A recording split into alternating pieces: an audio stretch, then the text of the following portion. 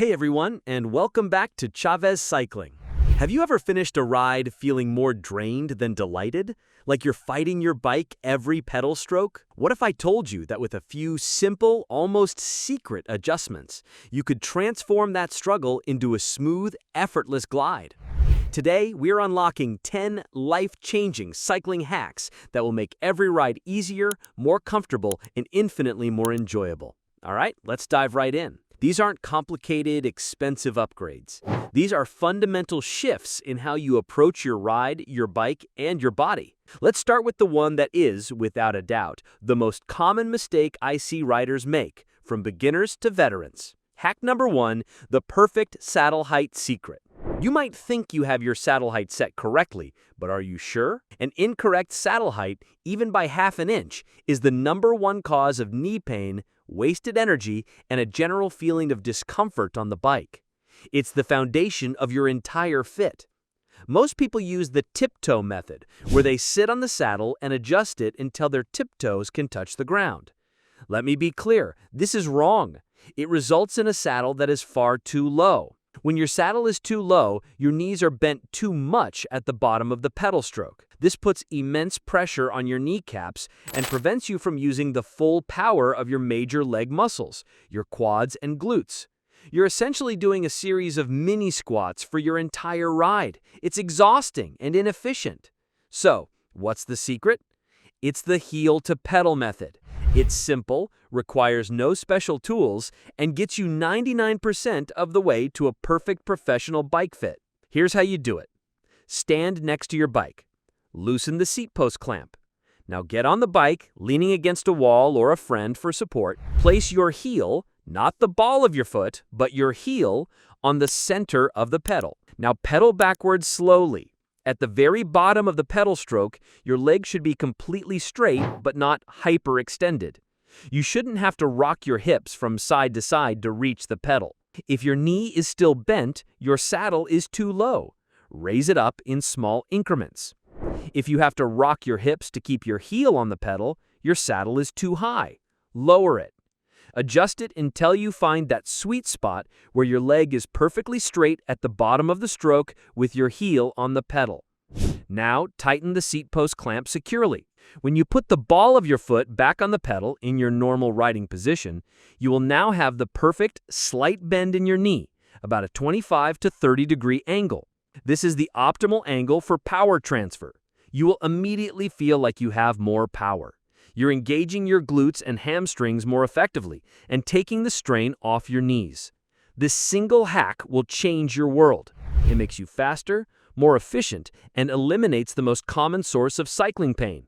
Try it. I promise you, it's a game changer. Hack number 2, tire pressure magic. Our second hack is another one that goes against common intuition. We've been told for years to pump our tires up to the maximum pressure listed on the sidewall. More pressure equals less rolling resistance, right? Faster, right? Well, not exactly. Think of it this way. A rock-hard tire on a perfectly smooth surface, like a velodrome, is indeed the fastest. But our roads are not perfect. They have bumps, cracks, and imperfections. When an overinflated tire hits a small bump, it doesn't absorb the impact. It bounces up and over it. That upward movement is wasted energy. It's energy that isn't propelling you forward. It also transmits every single vibration straight up through the bike into your body, leading to fatigue in your hands, arms, and back. The magic lies in finding the optimal pressure, not the maximum pressure. By letting a little bit of air out, you allow the tire to act as a mini suspension system. It deforms slightly and absorbs those small road imperfections instead of bouncing over them. The tire maintains better contact with the ground, which actually improves rolling efficiency on real-world surfaces and drastically increases your comfort. It also gives you better grip, especially when cornering. So how do you find this magic number? It depends on your weight, your tire width, and the road surface. A great starting point for a standard 700 by 25 or 700 by 28C road tire for an average-sized rider is somewhere between 80 and 95 psi, not the 110 or 120 psi printed on the side. If you're a heavier rider, you'll be on the higher end of that range, lighter on the lower end. If your tires are wider, like 32C or more, you can go even lower, maybe 60 to 75 psi. Experiment. Start by dropping your pressure by 10 to 15 psi from what you normally use. Go for a ride on a familiar route. Notice how the road feels. It should feel smoother, less chattery. Your bike will feel more planted. You might be surprised to find that your average speed doesn't drop. It might even go up because you're more comfortable and putting down power more consistently. Don't be afraid to go a little lower. Find the pressure that feels supple and smooth without feeling squishy or slow. This hack costs nothing and will make your ride feel like you just upgraded your bike. Hack number 3, the 2-minute pre-ride safety check. This next hack takes less than 2 minutes, but it can save you from a major headache, a long walk home, or even a serious accident. It's the ABC Quick Check, and you should do it before every single ride. A for air, B for brakes, C for chain. Let's break it down. A is for air. This connects to our last hack. You should be checking your tire pressure before every ride. Road bike tires especially can lose 5 to 10 psi overnight. So, give them a quick squeeze. Do they feel firm? Good. Even better, use a floor pump with a gauge to top them up to your optimal pressure. While you're there, give the tires a quick visual inspection. Spin the wheel and look for any embedded glass, thorns, or significant cuts in the rubber. It's much easier to find and remove a tiny piece of glass in your garage than it is to fix a flat 5 miles from home. B is for brakes. This is non-negotiable. Squeeze your front brake lever firmly and try to push the bike forward. The front wheel should lock up and the bike shouldn't move. Now do the same for the rear brake. Squeeze the lever and try to roll the bike. The rear wheel should skid, not roll. This confirms your brakes are engaging properly. Also, take a quick look at your brake pads. Is there plenty of material left? Are they hitting the rim squarely and not the tire? C is for chain.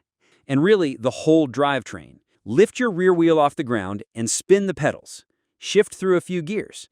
Does the chain move smoothly? Does it sound okay, or is it making a lot of grinding noises? A grinding chain is a dirty, dry chain.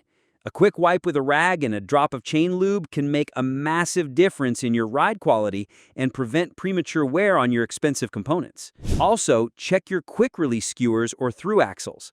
Are they tight? Your wheel should be securely fastened to the frame. That's it. Air, brakes, chain. It's a simple ritual that builds a connection with your bike. It gives you the peace of mind that your machine is safe and ready to perform, letting you focus on the joy of the ride instead of worrying about a mechanical failure. Hack number 4, the art of effortless hill climbing. Hills. For many cyclists, they are a source of dread. We see a climb approaching and our heart rate spikes before we even start pedaling uphill. But climbing doesn't have to be a brutal sufferfest. The hack here is to climb with your brain, not just your legs. It's about technique, not just raw power. First, anticipation is key. Look ahead. Don't wait until you're already on the steepest part of the climb to change gears. Shift into an easier gear before the gradient kicks up, while your momentum is still high and the pressure on the pedals is low. This allows for a smooth gear change and lets you maintain your cadence. And cadence is the magic word here. Cadence is your pedal speed, measured in revolutions per minute, or RPM. Many cyclists make the mistake of mashing a big, hard gear at a low cadence, like 50 to 60 RPM. This puts huge strain on your knees and muscles, burns your energy stores rapidly, and makes you feel like you're fighting the hill. The goal is to spin up the hill. Try to maintain a higher, more consistent cadence, somewhere in the 80 to 90 RPM range, even if it means being in your easiest gear. It might feel counterintuitive, like you're not working as hard, but that's the point. A higher cadence puts the load on your cardiovascular system, your heart and lungs, which can recover much more quickly than your muscles. Spinning is sustainable. Mashing is not. Your body position also matters. When seated, slide back slightly on your saddle to better engage your glutes. Keep your upper body relaxed. Don't waste energy with a death grip on the handlebars. Keep your shoulders down and your arms loose. Breathe deeply and rhythmically from your belly, not shallow chest breaths. When should you stand up? Standing recruits different muscles and gives your seated climbing muscles a short break. It's great for short, steep pitches or for accelerating over the crest of a hill. But it also uses more energy and raises your heart rate, so use it strategically. Alternate between sitting and standing on longer climbs to vary the muscle groups you're using. Climbing is a mental game. Don't look at the top of a long hill. It's demoralizing. Focus on the 20 feet of road in front of you. Break the climb down into smaller, manageable chunks. Tell yourself, just get to that next telephone pole or just get to that bend in the road. Before you know it, you'll be at the top feeling accomplished, not defeated. Hack number 5, the Get Home Safe DIY Repair Kit. There's nothing that ruins a ride faster than a simple mechanical issue you can't fix. A flat tire or a dropped chain can turn a beautiful day into a frustrating ordeal. This hack is about being self-sufficient. It's about packing a small, lightweight kit that can handle 90% of common roadside problems. You don't need a full toolbox. You just need a few key items that fit neatly into a small saddlebag tucked under your seat. First and foremost, for flat tires, you need 1, preferably 2, spare inner tubes that match your tire size. You need a set of tire levers.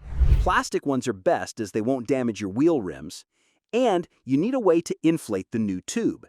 This can be a small, portable mini pump that attaches to your frame or a CO2 inflator with a couple of cartridges for super fast inflation.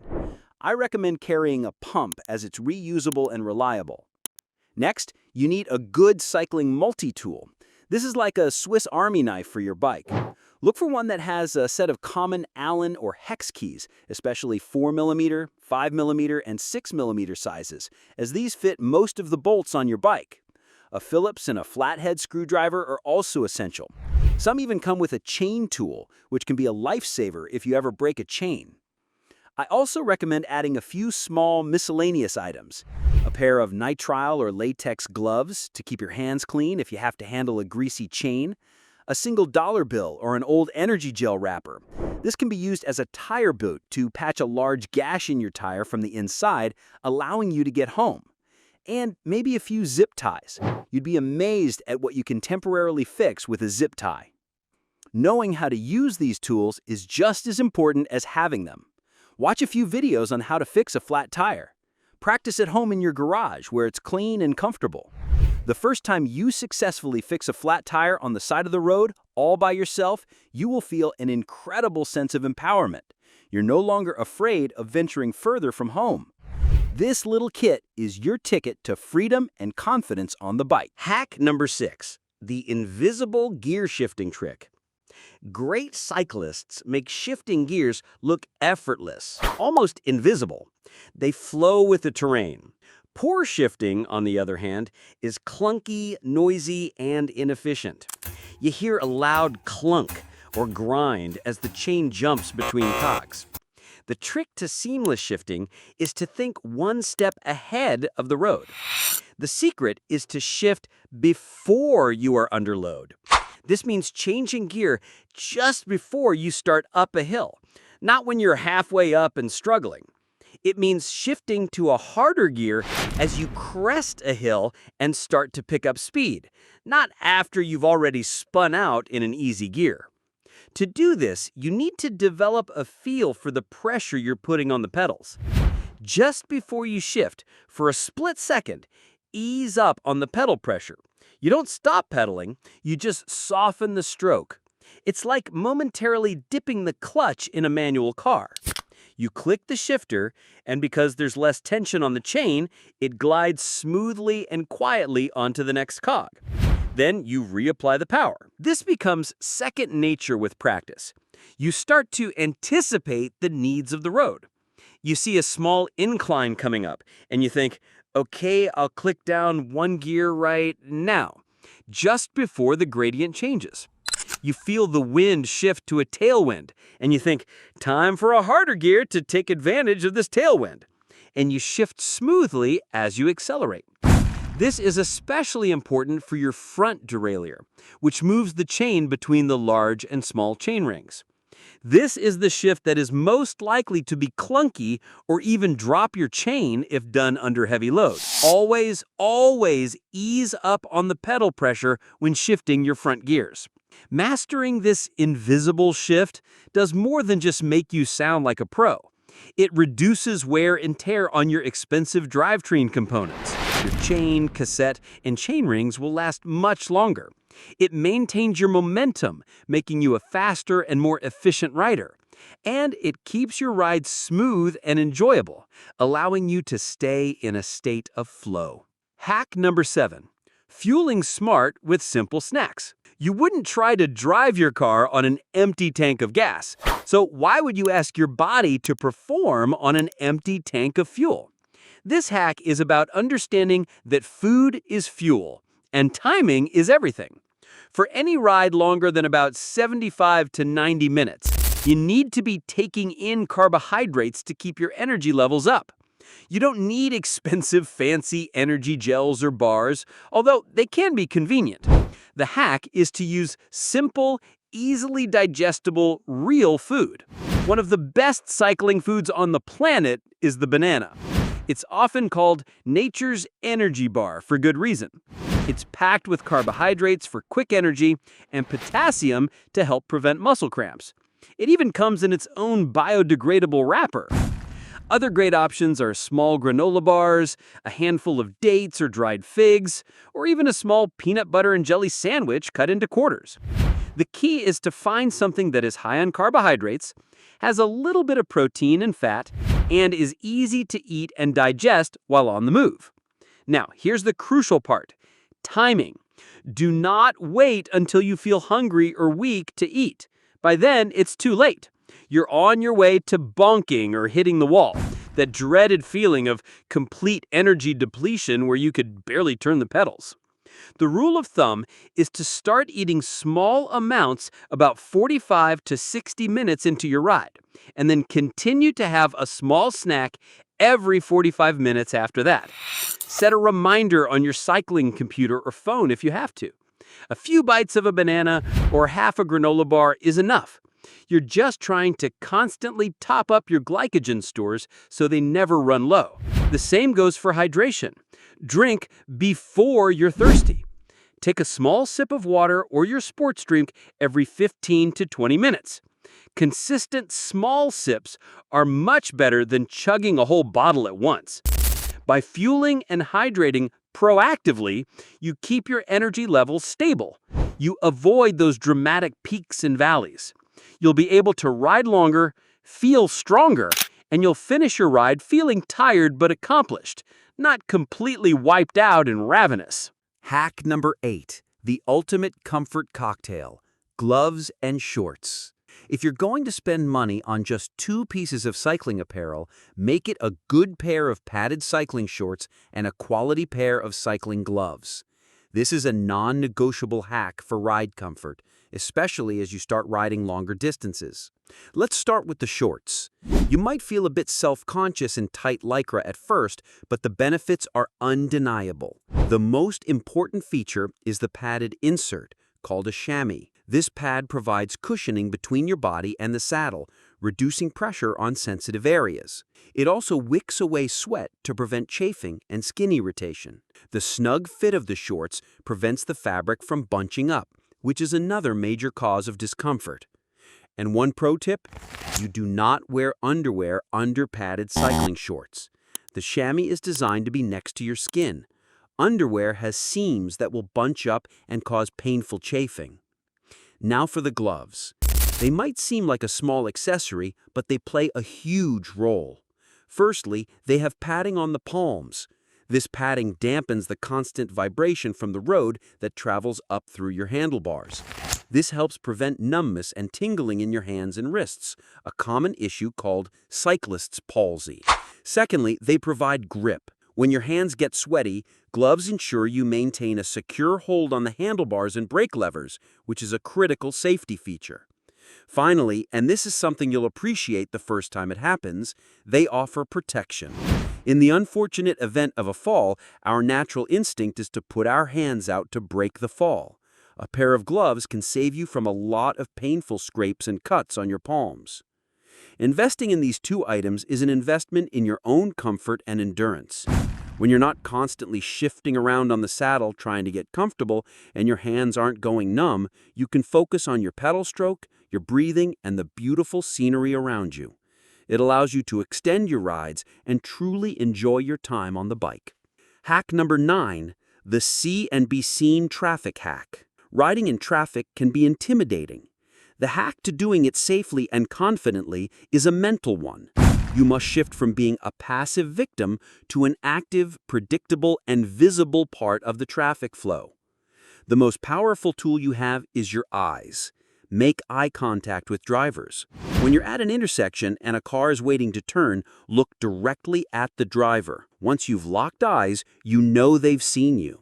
A simple nod or a small wave can solidify that connection. Don't just assume they see you because you're there. Next, be predictable. Ride in a straight line. Don't weave in and out of parked cars. This makes it very difficult for drivers behind you to anticipate your movements. The safest place to be is often a few feet out from the parked cars, just outside the door zone, the area where a car door could suddenly swing open. This is called taking the lane. It might feel scary at first, like you're holding up traffic, but it's often the safest and most visible position. It forces cars to change lanes to pass you rather than trying to squeeze by you in the same lane. Use clear, deliberate hand signals. Signal well in advance of your turn, not as you're making it. Hold your arm out straight and clear to indicate your intention. This communicates to everyone around you, cars, pedestrians, and cyclists, what you are about to do. And finally, be visible. During the day, bright clothing makes a huge difference. At dawn, dusk, or at night, lights are not optional. They are essential. A white light on the front and a red light on the back. Modern LED lights are incredibly bright and have flashing modes that are highly effective at catching a driver's attention. By being assertive, predictable, and visible, you change the dynamic. You become a vehicle that other road users respect and anticipate. This mental shift from being a shy cyclist to a confident road user is the ultimate traffic hack. Hack number 10, the 5-minute post-ride ritual. Our final hack happens after your ride is over, but it has a huge impact on your next one. It's a simple 5-minute ritual that helps your body recover and keeps your bike in great shape. As soon as you get off the bike, before you do anything else, take a few minutes to do some gentle stretches. Your muscles are warm and pliable. Focus on the major muscle groups you just used: your quadriceps, hamstrings, glutes, and calves. A simple quad stretch where you pull your heel to your glute and a hamstring stretch where you put your heel on a low step and gently lean forward can do wonders. This helps reduce muscle soreness and stiffness the next day, making it that much easier to get back on the bike. While you're stretching, rehydrate. You've lost a lot of fluid through sweat, even on a cool day. Drink a large glass of water. If it was a particularly long or hot ride, a sports drink with electrolytes can help replenish what you've lost. Getting a little bit of protein in within 30 to 60 minutes after your ride, like a glass of chocolate milk or a handful of nuts, can also kickstart the muscle repair process. Now for your bike. You don't need to do a deep clean after every ride. Just take a rag and give it a quick wipe down. Wipe the dust and grime off the frame. Most importantly, wipe down your chain. Then, apply one small drop of chain lube to each link of the chain and wipe off the excess. This takes 60 seconds. It keeps your drivetrain running smoothly and quietly and dramatically extends its life. This entire ritual, stretch, hydrate, wipe, takes no more than 5 minutes, but the compound effect is enormous. Your body feels better, your bike performs better, and you're always ready and excited for your next adventure. It's the perfect way to honor the hard work you just put in and to set yourself up for future success. So there you have it. 10 simple, life-changing hacks that will fundamentally improve your cycling experience.